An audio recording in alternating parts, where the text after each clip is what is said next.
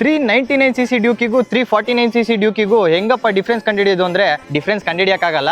ನಮಸ್ಕಾರ Duke boys ಎಲ್ರಿಗೂ. ಇವತ್ತು ನಾನು ಎಲ್ಲಿದ್ದೀನಿ ಅಂತಂದ್ರೆ KTM ಮೀಡಿಯಾ ರೈಡ್ ಇವೆಂಟ್ ಅಲ್ಲಿ ಇದ್ದೀನಿ. KTM ಅವರು 399cc ಇಂದ 350cc ಮಾಡಿದ್ದಾರೆ GST ಇಂದ.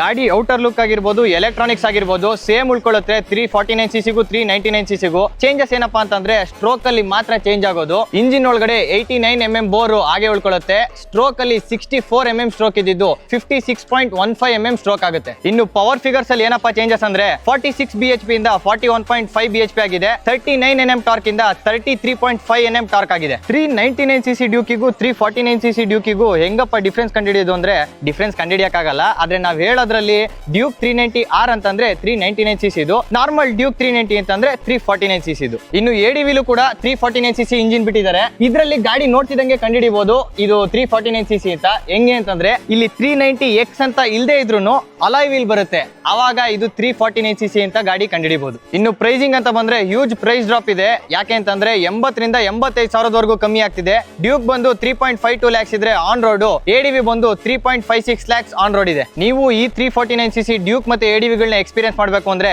ನಿಯರೆಸ್ಟ್ KTM ಶೋರೂಮ್ ಹೋಗಿ ಟೆಸ್ಟ್ ರೈಡ್ ಮಾಡಿ.